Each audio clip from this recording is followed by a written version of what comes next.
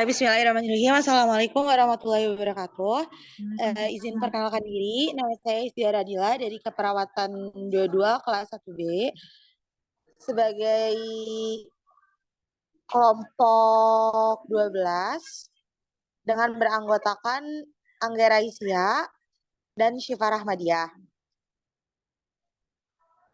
Di sini kami akan mempresentasikan makalah kami dengan judul konsep psikososial, konsep spiritualitas, dan konsep menjelang ajal.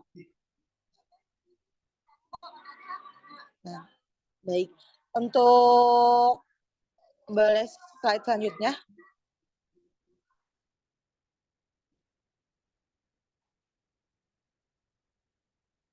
Oke, ini ya. Nah, untuk materi pertama itu ada konsep psikososial akan dijelaskan oleh rekan saya, Angger. Pada Angger dipersilakan. Baik, yang pertama yaitu konsep psikososial. Nah, dari pengertiannya, menurut Yeni tahun 2011, psikososial adalah suatu kemampuan tiap diri individu untuk berinteraksi dengan orang yang ada di sekitarnya. Dan sedangkan menurut Chaplin tahun 2011, psikososial adalah suatu kondisi yang terjadi pada individu yang mencakup aspek psikis dan sosial atau sebaliknya. Nah, jadi psikososial ini terdiri dari dua, yang pertama psikologi dan yang kedua sosial. Psikologi ini kemampuan mental kita dan juga sosial ini bagaimana kita berinteraksi dengan yang lain. Boleh selanjutnya.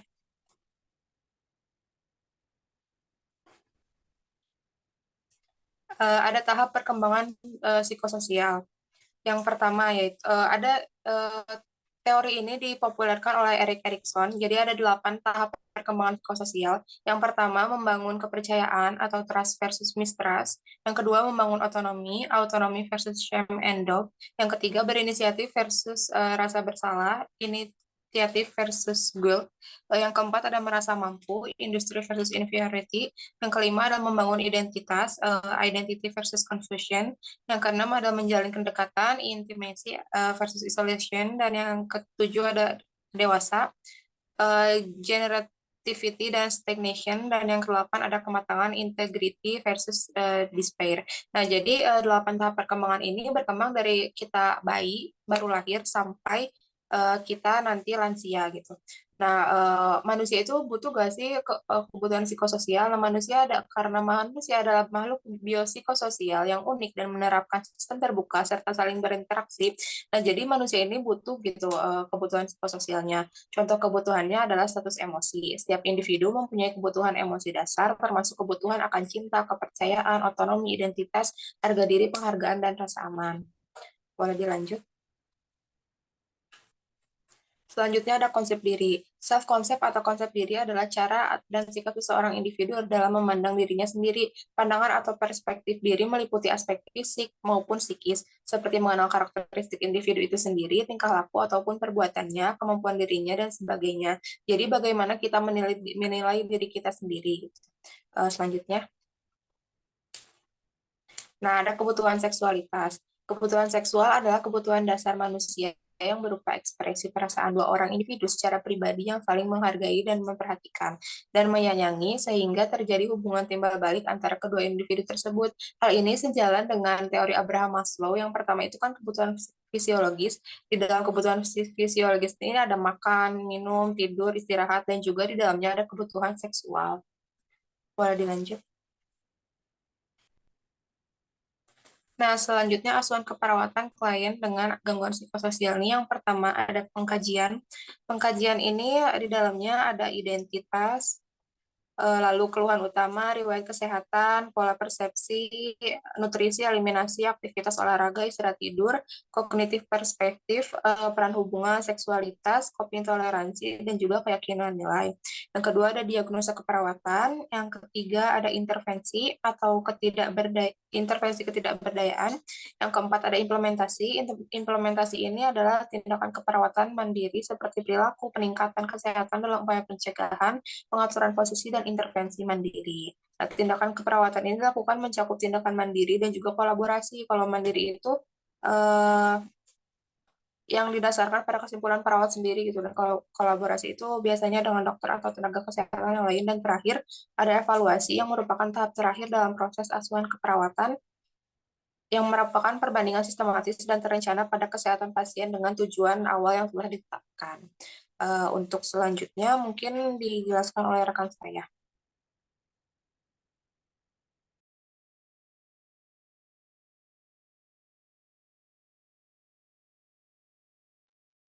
Oke, baik. Boleh Boleh. ke slide selanjutnya.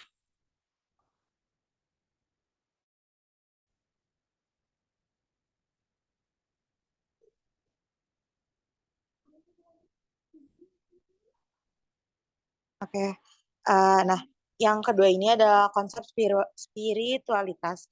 Jadi konsep spiritualitas adalah konsep yang luas dengan dimensi dan perspektif yang ditandai dengan adanya perasaan ketertarikan atau koneksitas kepada sesuatu yang lebih besar dari diri kita, yang disertai dengan usaha pencarian makna dalam hidup atau dapat dijelaskan sebagai pengalaman yang bersifat universal dan menyentuh.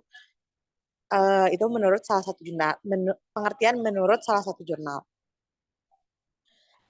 Tapi ada definisi lain yaitu menurut Mahmodisan tahun 2010 dan Flashblom tahun 2012 mendefinisikan spiritual itu merupakan konsep yang luas, sangat subjektivitas dan individualis diartikan dengan cara yang berbeda pada setiap orang. Jadi maksud dari mereka ini, maksud dari spiritualitasnya adalah kepercayaan seseorang akan adanya Tuhan dan kepercayaan ini menjadi sumber kekuatan pada saat sakit sehingga akan mempengaruhi keyakinannya tentang penyebab penyakit, proses penyembuhan penyakit dan memilih orang yang merawatnya. Boleh ke slide selanjutnya?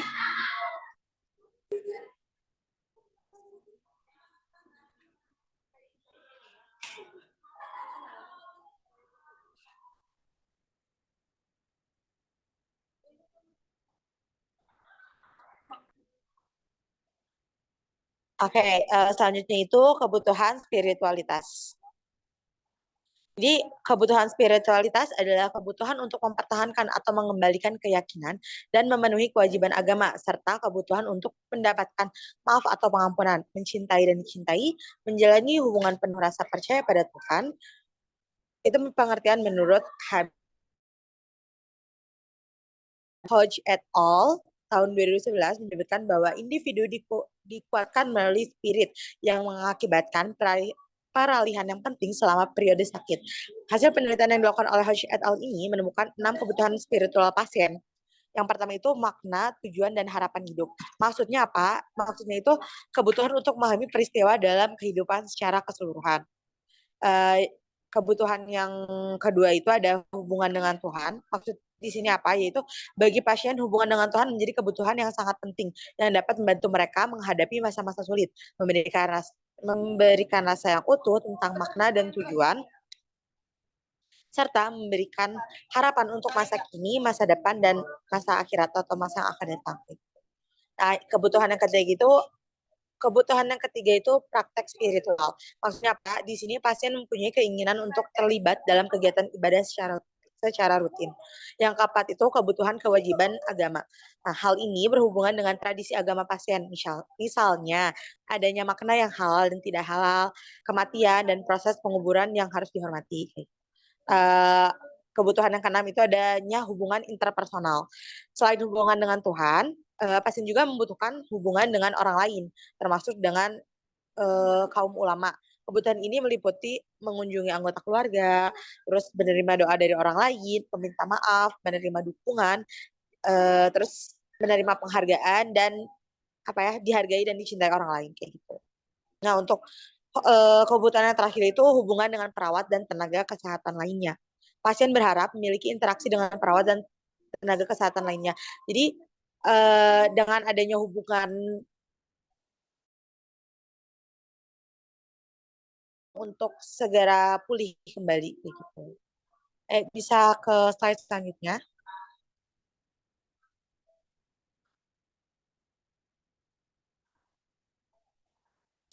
Oke, yang selanjutnya itu ada asuhan keperawatan klien dengan gangguan spiritualitas. Asuhan keperawatan yang dilakukan yang pertama itu ada etiologi, terus selalu ada rentang respons, ada faktor predisposisi dan presipitasi, terus ada penilaian terhadap stresor, kemudian ada sumber dan mekanisme coping, ada diagnosa keperawatan, yang terakhir intervensi.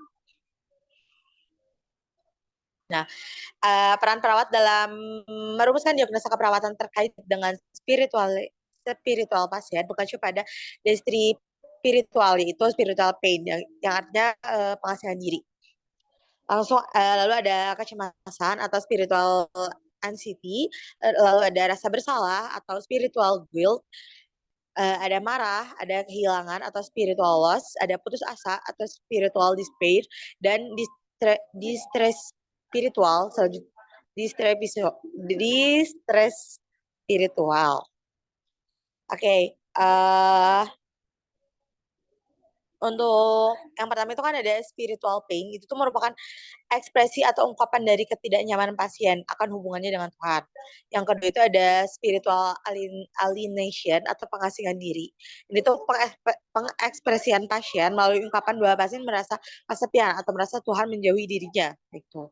Lalu ada spiritual anxiety atau kecemasan dibuktikan dengan ekspresi takut akan siksaan dan hukuman Tuhan. Yang keempat ada spiritual guilt atau rasa bersalah. Di sini pasien mengatakan bahwa dia telah gagal melakukan hal-hal yang seharusnya dia lakukan dalam hidupnya atau mengakui telah melakukan hal-hal yang tidak disukai oleh Tuhan. Yang kelima itu ada spiritual anger atau marah.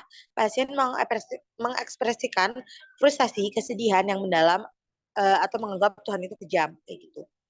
Yang selanjutnya itu ada spiritual loss tadi. Nah, untuk spiritual loss atau kehilangan ini itu diungkapkan bahwa pasien mengungkapkan bahwa dirinya itu kehilangan cinta dari Tuhan, takut bahwa hubungannya dengan Tuhan itu terancam kayak gitu. Sebenarnya kayak dia merasa perasaannya kosong dan kehilangan sering diartikan dengan depresi atau merasa tidak berguna dan tidak berdaya. Nah, untuk selanjutnya itu ada putus asa atau spiritual despair. Ini pasien tuh mengungkapkannya bahwa tidak ada harapan untuk memiliki suatu hubungan dengan Tuhan. Yang artinya Tuhan itu, dia merasa Tuhan itu tidak merawat dia. Secara umum orang-orang yang beriman sangat jarang mengalami hal ini kayak gitu. Karena untuk umumnya orang-orang merasa kalau ada di titik sakit atau dia merasa butuh Tuhan, ya orang-orang umumnya itu tidak akan merasakan yang namanya spiritual despair atau putus asa kayak gitu. Karena dia masih percaya akan adanya Tuhan. Oke, baik, ke slide selanjutnya.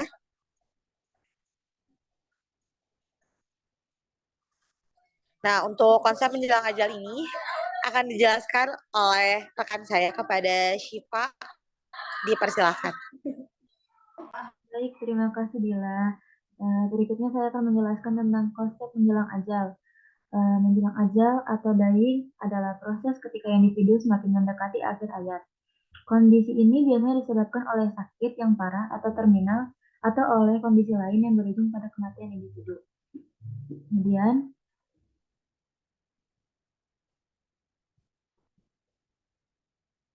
konsep penyakit terminal. Penyakit terminal adalah suatu keadaan di mana seseorang mengalami penyakit atau sakit yang tidak mempunyai harapan untuk sembuh. Biasanya adalah penyakit kronis yang telah diderita bertahun-tahun.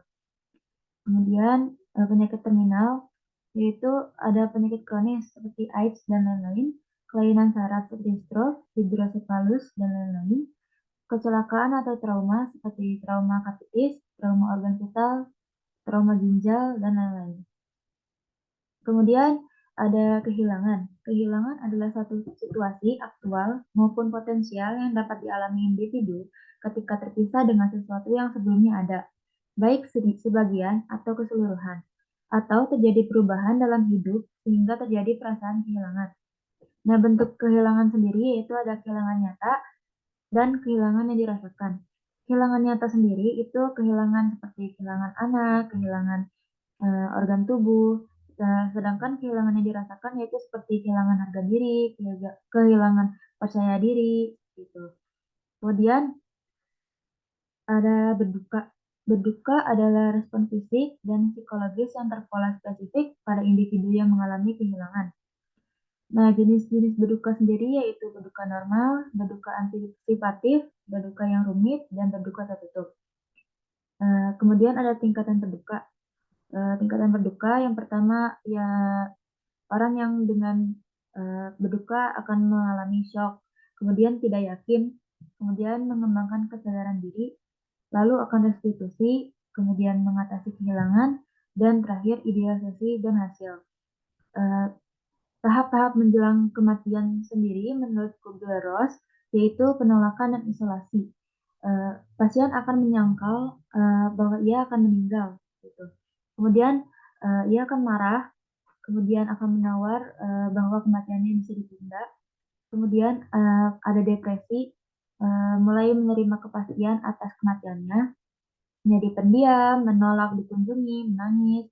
Kemudian ada terakhir fase menerima bahwa ia akan menjelang ajal, gitu. Kemudian ada perawatan klien menanti ajal, teori perawatan end of life, perawatan yang membantu semua orang dengan penyakit lanjut, progresif, tidak dapat disembuhkan untuk dapat bertahan hidup sebaik mungkin sampai menghadapi kematian. Yang pertama ada non-maleficence, yaitu memastikan pasien terhindar dari bahaya baik itu fisik maupun emosional. Kedua, beneficence, yaitu melakukan sesuatu yang baik terhadap pasien dan menguntungkan seperti mendengarkan keluhan pasien dengan penuh perhatian, melakukan pasien seperti manusia seutuhnya, dan terus berusaha meringankan beban pasien baik itu fisik, psikologis, sosial, maupun spiritual. Lalu yang ketiga, autonomi, yaitu pasien memiliki hak untuk pengambilan keputusan terkait perawatan dengan menggunakan informasi konsen yang menekankan terhadap hak atas kerahasiaan, privasi, dan hak untuk menolak pengobatan. Kemudian ada perawatan tubuh klien yang meninggal. Yang pertama, menempatkan jenazah dalam posisi supinasi atau tertidur. Yang kedua, menutup kelopak mata jenazah bila tidak tertutup bisa menggunakan plester. Kemudian mengambil gigi palsu bila diperlukan dan tutup mulut. Apabila mulut tidak tertutup, meletakkan gulungan handuk di bawah dagu. Kemudian menempatkan bantal di bawah kepala. Yang kemudian melepaskan perhiasan dan barang berharga seperti cincin, gelang, kemudian meletakkan dalam kantong plastik di hadapan keluarga. Selanjutnya ada menyerahkan barang berharga kepada keluarga sesuai peraturan rumah sakit. Kemudian melepaskan satu persatu alat yang terpasang pada tubuh pasien seperti infus, kateter, monitor. Kemudian ada membersihkan dan merapikan jenazah dengan wastafel sesuai kebutuhan. Lalu memasang label identitas, melipat tangan di atas perut jenazah dan ikat pergelangan tangan dengan kasa gulung sesuai agama dan kepercayaan. Kemudian menutup lubang hidung dan telinga dengan kasa. Merapatkan mulut dengan cara mengikat dari dagu ke kepala dengan kasa dan simpul di bagian kepala. Lalu merapatkan kedua kaki dengan mengikat kedua lutut dan mengikat kedua jempol kaki dengan kasa. Menutup jenazah dengan kain penutup atau selimut. Memberikan label dengan menuliskan nama, jenis kelamin, tanggal atau jam meninggal, nama dokter, dan lain-lain. Kemudian terakhir membawa jenazah ke kamar mayat. Lalu asuhan keperawatan klien dengan penyakit terminal dan menjelang ajal, yaitu pengkajian, diagnosa keperawatan, intervensi, dan evaluasi. Baik, dikembalikan lagi kepada Adila.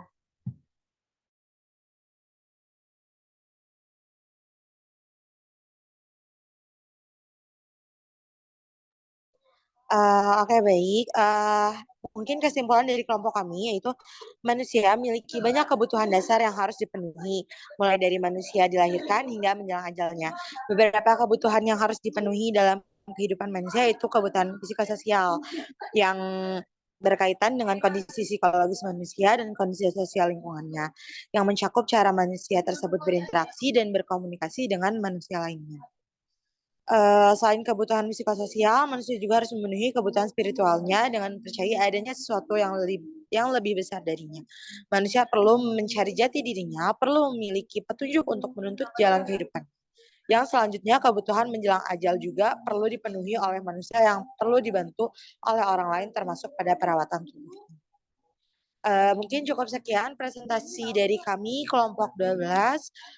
Kurang lebihnya mohon dimaafkan. Billahi taufiq wal hidayah. Wassalamualaikum warahmatullahi wabarakatuh. Waalaikumsalam warahmatullahi wabarakatuh.